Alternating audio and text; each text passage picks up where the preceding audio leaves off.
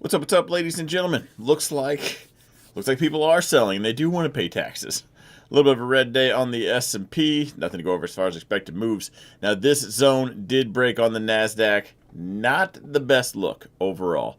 Right now, chips and all that. The AI situation still